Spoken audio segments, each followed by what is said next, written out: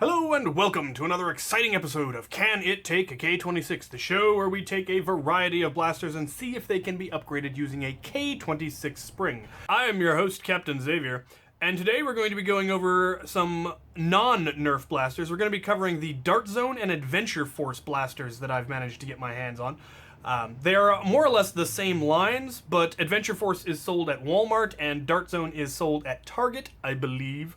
And there's some slight color variations, but other than that, they seem to be more or less the same blasters no matter where you get them. Our first contestant is the Dart Zone or Adventure Force, in this case Dart Zone, Tri-Fire. Now the Tri-Fire appears to be very similar to the Triad, or possibly the Tech 3, or any of the other three-barreled pistols. The difference with this one is it's actually a revolver. Most of the other ones, the Triad, of course, uses Smart AR, and the Tech 3, while it is a revolver, you have to manually rotate it. This one actually does rotate when you prime, which I think is pretty stinking cool. So, we're going to pop it open and see if we can put a K26 into it.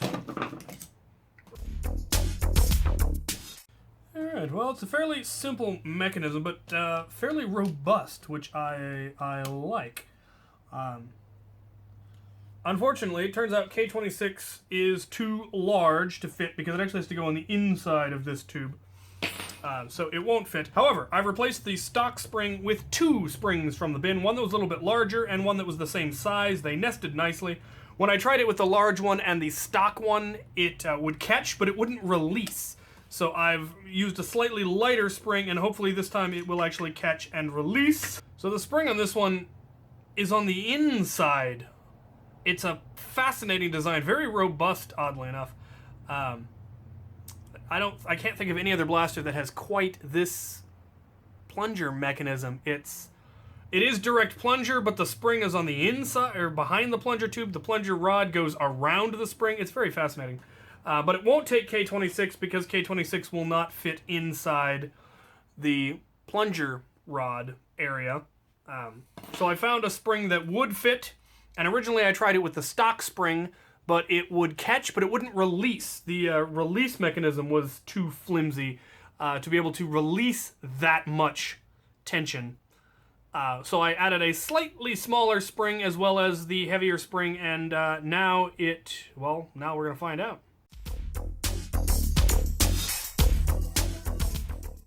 All right. It catches and it releases.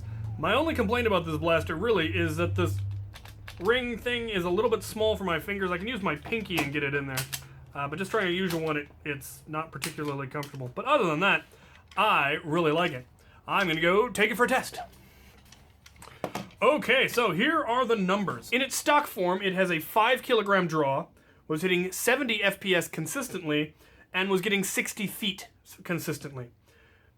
Modified, it is coming in at an 8.5 kilogram draw, getting 90 FPS consistently, and hitting 80 feet, which is fantastic for a pistol of this size. I am very, very tempted to paint this up in my X-Strike colors and make this one of my sidearms in my Nerf War loadout, because it's really quite slick. So, yeah, on to the next contestant. Our next contestant is the Dart Zone Blitz Fire. It is a 6-round revolver, top prime, and it rotates on trigger pull, but it does it much more reliably and snappy than the Maverick does, and much more consistently. So we're going to see if it can take a K26. So it's got fairly standard revolver internals. You've got the trigger that rotates it as it pulls. You've got the lever mechanism for that. What is different from most slide-primed blasters, like you see in the Nerf line, is they tend to have an offset plunger rod. The plunger rod hooks up in some manner to connect to something on the slide, and this has proved to not work very well. Or at least it won't take K26 very well, because that tends to bend, and so you don't get enough compression to actually catch. Whereas this one, it is a direct plunger rod, and that's why it sticks out in the back when it primes.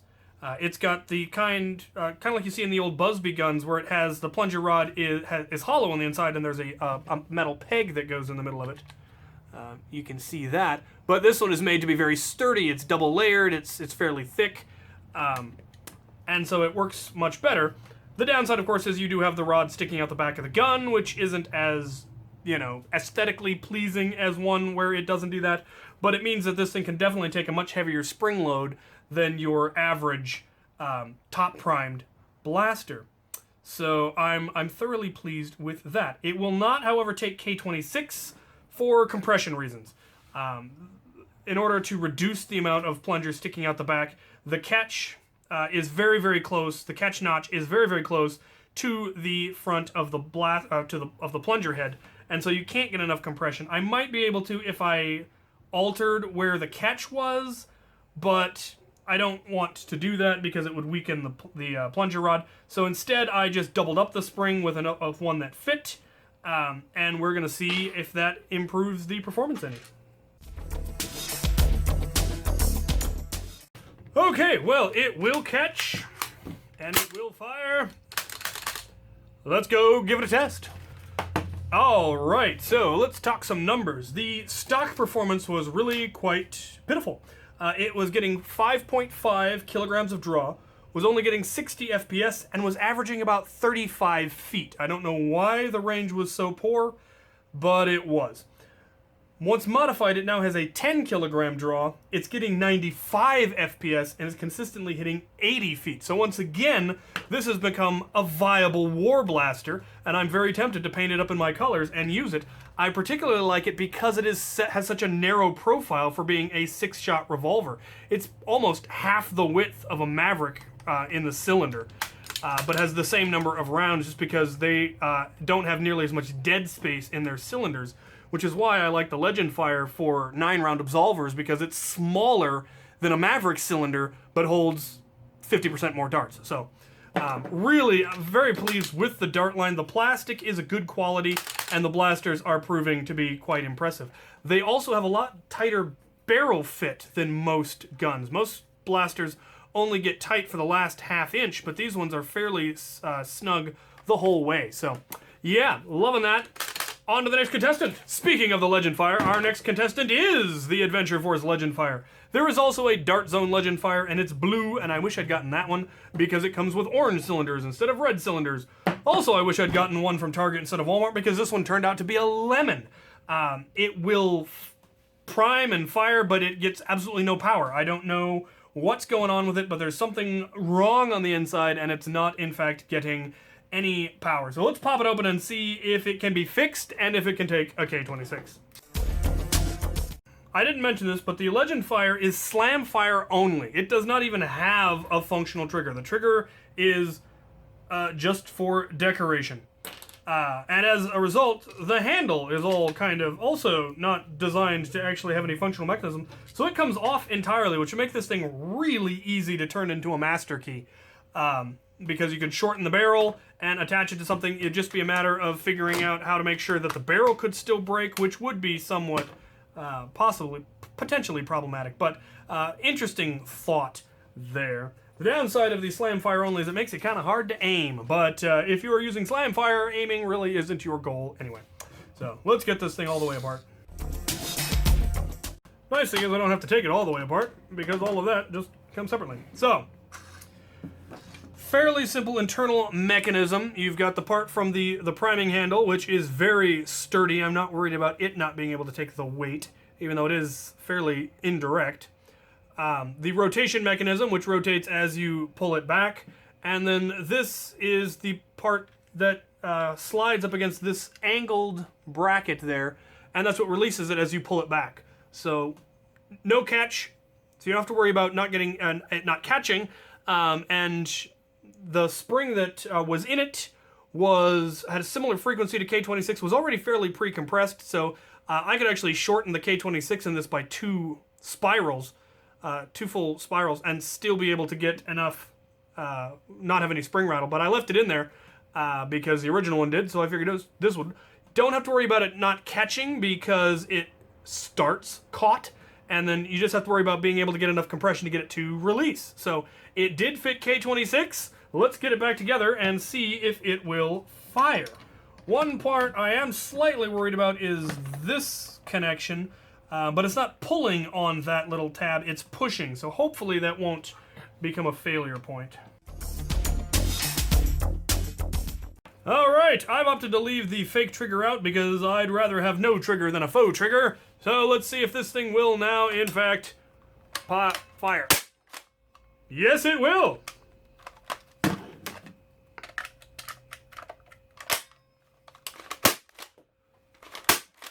To the test range! Alright, well, it is in fact still a lemon. I got 2 good shots out of it, and then whatever was wrong with it went back to being wrong with it, and it quit working. I think the O-ring is slightly too big and is in fact herniating, and therefore it's not getting any power or compression.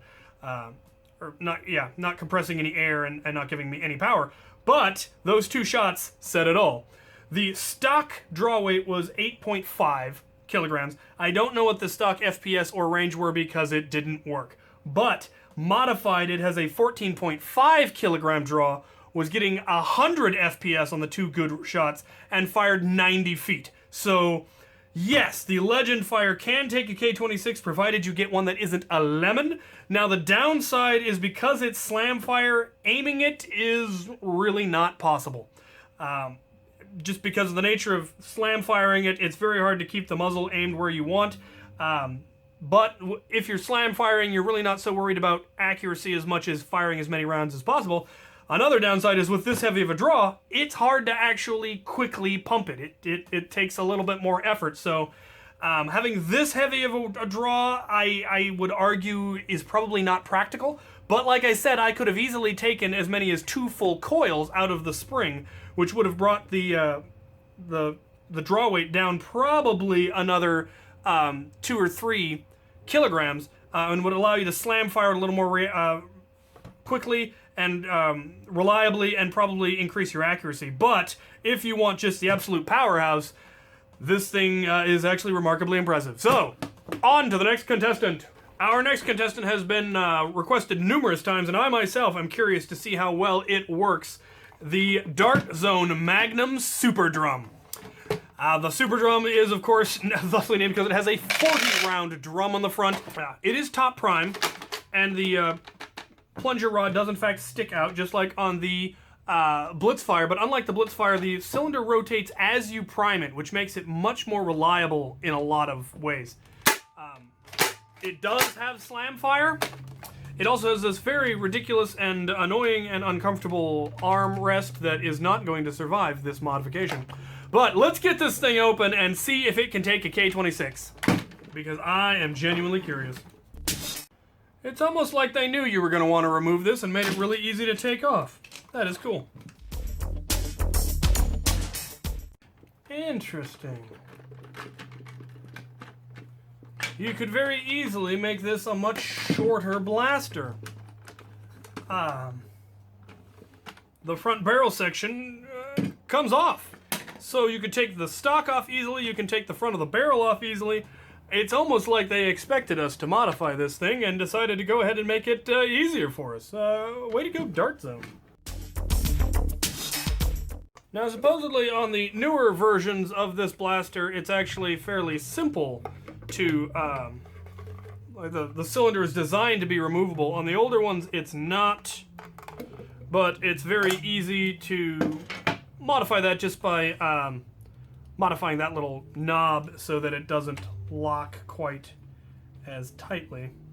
You could probably also just put a piece of tape over it, but then you run the issue of it falling apart when you didn't want it to. Okay, now what I have heard is that this thing has a strange catch mechanism, strange catch and slam fire mechanism, and if anything's going to prevent it from taking a really heavy spring load, it's going to be that, because as we have discovered in general, slam fire blasters do not K26 well, and I see how it catches. That's the slam fire mechanism, which does seem to be considerably more robust than the Dart or the Nerf ones.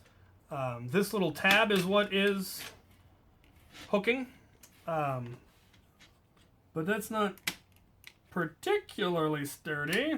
We'll see.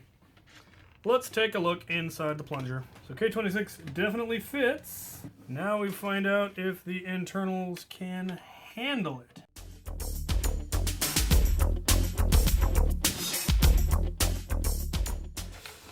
Well, as you all know, I am a big fan of being surprised on this show, and while everybody said that the Magnum Super Drum was not going to be able to take a K26 because of the weird catch and slam fire mechanism, it appears that it actually can. So I'm going to take this thing out and give it a test and see if it can in fact hold up.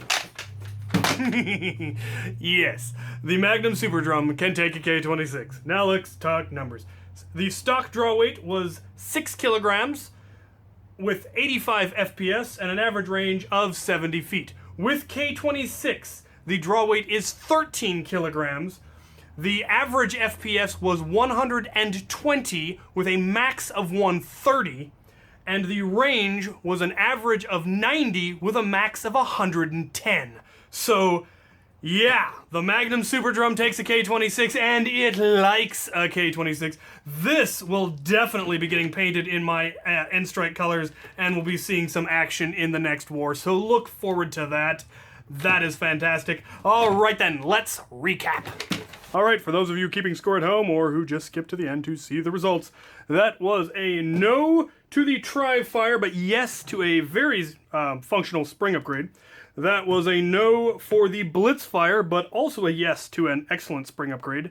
That was a yes for the Legend Fire, and that was a yes for the Magnum Super Drum. So all of these blasters were quite thoroughly upgradable. All of them are definitely war quality blasters once modified, especially the Super Drum, and in my opinion, the Tri-Fire. So all of these are probably going to get painted and end up in a war loadout in the near future. I wouldn't mind having a non-nerf war loadout just for the heck of it. So there you have it. If you have any comments, concerns, questions, suggestions, requests for future episodes, go ahead and put them in the comments below. And as always, thank you for watching.